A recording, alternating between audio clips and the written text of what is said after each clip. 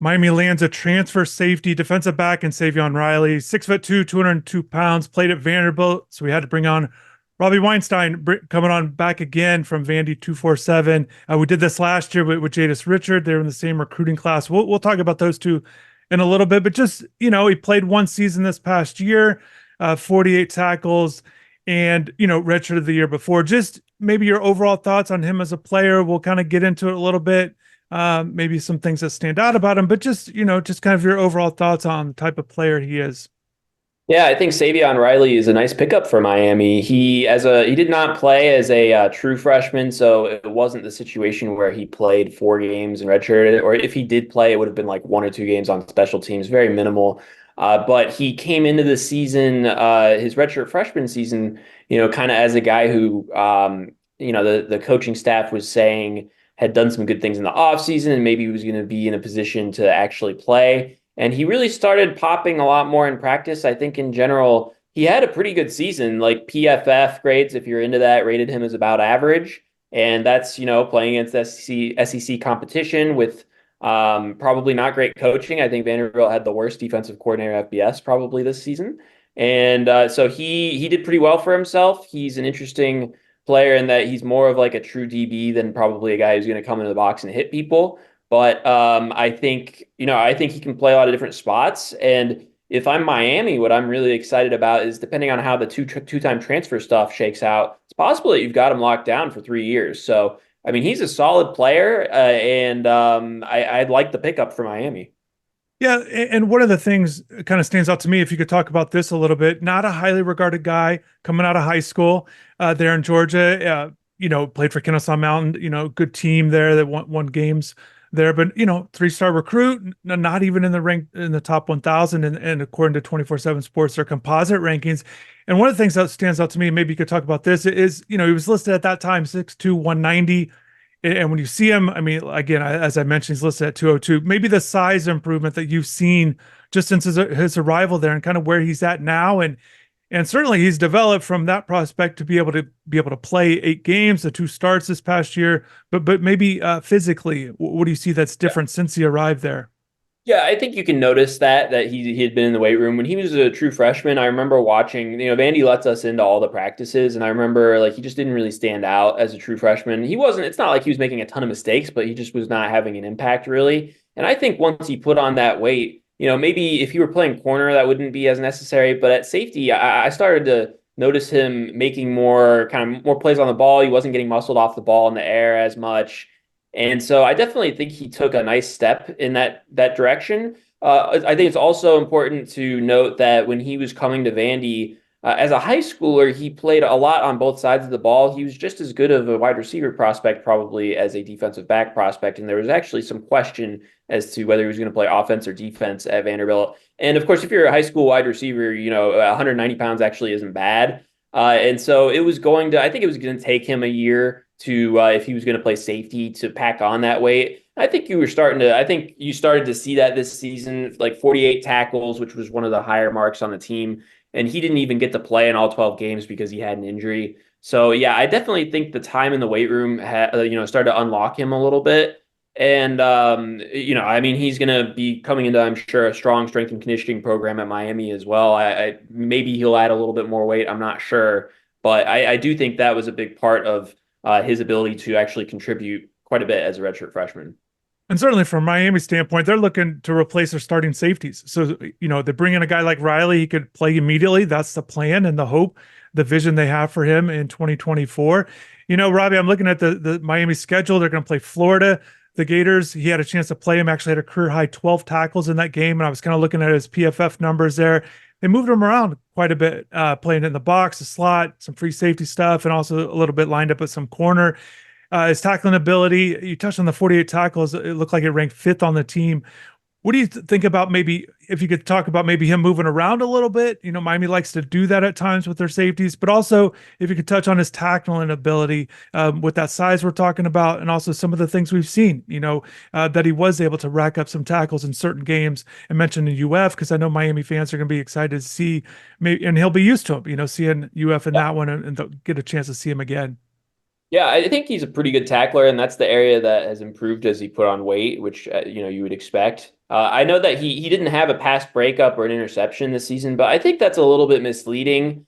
He is pretty good in coverage, and I would say that in terms of moving him around, Vandy does not have very good cornerbacks, probably in part because they lost Jadis Richard. And so but their safeties were pretty good. And so he didn't start because there were two good safeties ahead of him who were both seniors, but they'd try to find ways to get him on the field in like three safety lineups. Sometimes that meant that he'd play a little bit of nickel. So they didn't like bringing him into the box. That probably, that was more in situations where he was playing nickel and he was meant to be in coverage, as opposed to like trying to, put him in the box to try to make a tackle or something along those lines. But I do think that he can move around. Like I think he probably profiles to me most as a free safety, but you could play him at some like nickel corner. I don't think he's going to be an outside cornerback, but he's got some versatility to him. I think he can play three different spots. And that, of course, is great for anyone. Like even if, even though his production in terms of coverage like wasn't there in the stats this season, I didn't think he was making a ton of mistakes. And when you can move a guy around like that, even if he's just kind of average, if you can get that at three different spots that he can play, that really helps your team. And I do think, I mean, he's a redshirt freshman who's getting his first action. Like he could very possibly evolve into a well above average starter at any of those spots, I think. Robbie, you touched on Jadis there, and they both were part of Vanderbilt's recruiting class there in 2022. And we did that full breakdown. If anyone's interested that missed it, wants to go back and check it out, you can do that. I'm curious if there was any connection that you remember between, with Savion and Jadis there early on, as they played that one season together. Any connection in particular with those two? Yeah, I mean I think they're friends because Jadis Richard had originally started as a safety at Vandy and then moved to corner in the middle of the 22 season or maybe like early in the season. So they were in the same position group initially. I don't think they were familiar with each other from recruiting because Savion Riley was committed to Duke until very late in the process after David Cutcliffe I retired or left or whatever it was. And then he ended up at Vandy because he was good friends and workout buddies with AJ Swan, Vandy's then quarterback commit at that point, and so that's how he ended up there. But they were in the same position group, and I wouldn't be surprised if Jadis Richard was like recruiting Savion Riley and trying to get him to come to Miami. I heard that Savion Riley had Miami picked out pretty early as the place that he wanted to go. So he's certainly, I'm sure, going to be really thrilled to be there, and I think he is a guy who can play right away and play pretty good snaps for them in 2024. I'm curious. So you touched on it at the very beginning, kind of playing in the SEC, and we touched on the Florida game, but they had a chance to play Georgia as well, and everyone understands the respect that everybody has for Georgia. What can it didn't they didn't get the result though, but playing in a game like that, playing in big time games, how much do you think that can help a young player moving forward, getting plenty of snaps? Just kind of your experience when you see guys either make a few plays or kind of do something in high level games like that as they move forward in their careers. What kind of experience do you think that can be for a guy like Savion moving forward? I think it's great for him because it's not like he got torched in most of those games. I think like he was all right. He wasn't a star for Vandy by any means, but he played pretty well, and I'm sure they would have liked to have had him available for all 12 games. I think him missing time was a big deal and a big reason why their defense struggled. And so it's not like you're having to translate. Sometimes it can be tricky when, for instance, a lot of these teams will look at high level FCS transfers or group of five guys who are all conference. And I feel like when you bring those guys into your team, sometimes it's great, but it's a little bit of a crapshoot, and you don't totally know how they're going to respond to that level of competition until you see it. Whereas with Riley, that's obviously not going to be an issue. I mean, if anything, of course, the ACC is a tough league, but the SEC is the toughest league in the country, and so I don't think there's going to be that much of an adjustment at all from that aspect. I'm sure, changing new schemes and learning the terminology and all that sort of stuff. Yeah, of course, that'll be something that every transfer needs to get used to. But I think the confidence aspect and like his actual football ability, I don't really have questions about that because moving SEC to ACC, I mean, it's kind of apples to apples.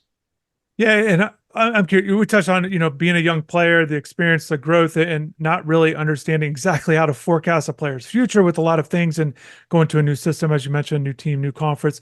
But maybe if things all work out well for Savion, what kind of player do his projection, his progress as a player, his development, everything goes in line. What do you see for the future possibly? What kind of player can Savion be with what he's done in his first 2 years in college, and just kind of moving forward? Any thoughts on that? And also, Robbie, if you could touch on his injury, I know we kind of touched a little bit, but if you could kind of explain what you know about his injury and kind of where he's at now with That's that. a quick one because I don't know what the injury was. They never said. I don't think it was super serious, but it was enough to keep him out for a few games. So I wouldn't anticipate that would. We'll see about spring practice. I don't know, but it's not going to affect his availability in the summer. I wouldn't think.